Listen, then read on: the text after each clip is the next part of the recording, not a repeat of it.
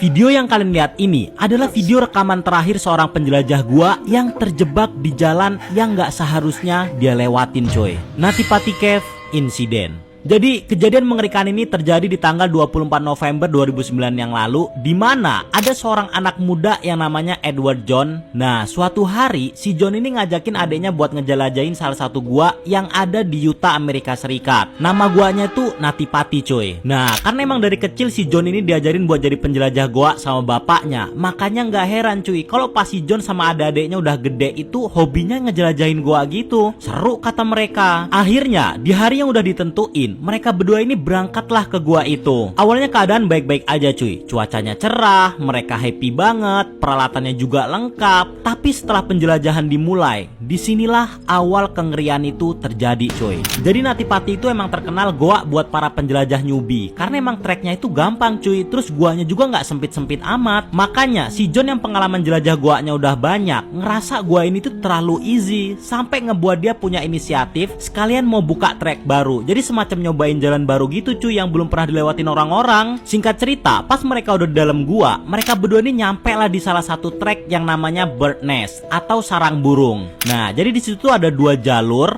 arah ke atas sama ke bawah. Tapi karena emang dari awal si John ini niatnya sekalian mau explore jalur baru, makanya bukannya dia lewat jalur atas, dia malah nyobain lewat jalur bawah. Padahal adeknya ini udah ngingetin cuy, kalau di dalam map gua itu tuh jalur itu tuh buntu cuy, terus sempit banget. Tapi si John ini bukannya ngikutin perkataan adeknya, dia malah tambah penasaran tuh buat ngeliat bentar. Abis itu balik lagi ke jalur utama niat si John ini. Tapi pas si John udah nyampe di ujung trek yang buntu itu, pas dia mau mundur balik, badannya ini nyangkut cuy, karena ternyata kakinya ini mentok di dinding tembok atas, jadi dia nggak bisa gerak kemana-mana. Makanya dia minta tolong adeknya buat narik kan dari luar, tapi tetap aja nggak bisa cuy, karena kakinya nyangkut itu. Akhirnya karena udah sekitar 1 jam adeknya sama si John ini sama-sama usaha buat ngeluarin si John dari sana, tapi tetap juga nggak berhasil. Makanya adeknya nih buru-buru keluar dari gua itu, terus langsung nelpon tim SAR buat bantu ngeluarin si John dari dalam gua itu coy. Awalnya 50 orang tim SAR datang buat ngeluarin si John dari sana, tapi karena tetap nggak bisa, akhirnya ditambah lagi 147